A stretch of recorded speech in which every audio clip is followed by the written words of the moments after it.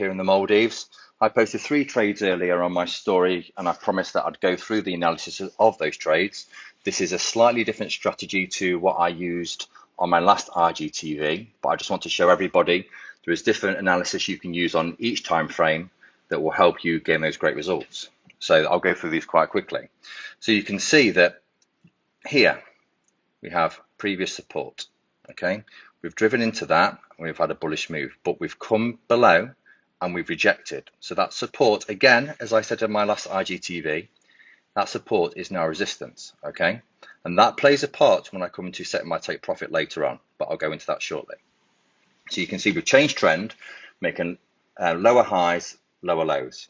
We've driven down, we've got a bearish engulfing Mariposa closure, and you can see here, however, that after this, we haven't been able to break this level.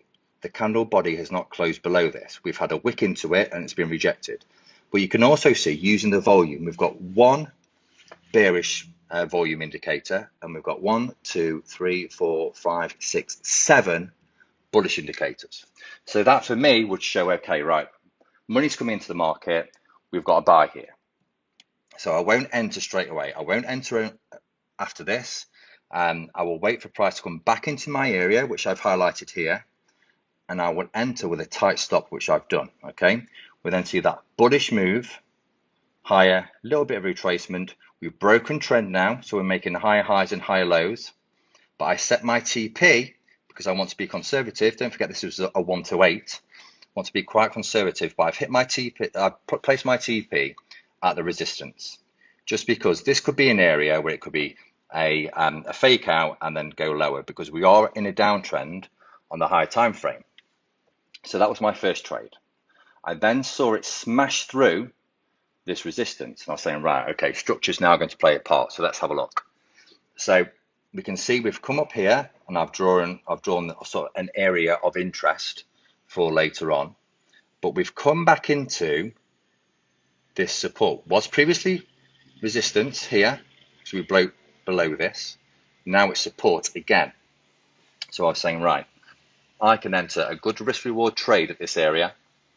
I entered here, stops just below, it never went into drawdown, and then just flew to a 1 to 6 risk reward. Now I could have held this for longer, maybe get a 1 to 8, 1 to 10, but again, you need to recognize on the left hand side there is resistance. So we could have hit this and then come back, and it would have taken me out break even. Right, but that was the second trade. So we've got a 1 to 8 and we've got a 1 to 6. Now we've flown up, we've placed our head, if you say, like above the water. We've obviously had this area of resistance, we've come above, and now we've smashed back down below. But where did we come? Back into this previous bullish momentum. So again, we're still on a higher time frame in an uptrend. So I was looking and saying, right, we've flown into this, but look how big that bearish candle is. Look how small the bearish indicator is. So again, for me, this is manipulation. People are pushing the price to this level to entice sales into the market. And then as soon as they do that, the money comes in, and again, off it goes. So again, you can see here, look at this bullish momentum that's come in. This for me is a good indicator to buy using this specific strategy, which is different to the last strategy I showed you. So originally I did have my TP up here, but I thought I want to be quite conservative. So I placed it here because I could see that maybe this would be the left shoulder, the head, the right shoulder. And I just thought, look, given I've had a 1 to 8, a 1 to 6, a 1 to 4 would be quite nice, so I don't want to be greedy. Now I could have held this for a hell of a lot longer, and it would have actually made me a 1 to 20, I think, when I calculated it. But again, this is what I said, you need to be happy with the profits in the market. You can use different time frames. You've got to understand that price knows no time. So it doesn't matter if you're on a 1 minute, a 5 minute, a 45 minute, an hour, a 4 hour, 6 hour, daily, weekly. Price is going to follow the same structure and do the same thing, and you can jump on the back of that. Now, one thing I just want to show you is going back. So this is the 15-minute time frame, okay? When I did my last IGTV, I was showing you about plotting important zones. This is another trade that I entered this morning. It's just hit TP, great. I don't show all my trades on IG. I like to be quite private at times. But this is a trade that I plotted that I'd entered, another 1 to 8 using a higher time frame, but using a similar principle. So again, as I said on my last IGTV, you want to plot the areas of support and resistance and trade between those areas.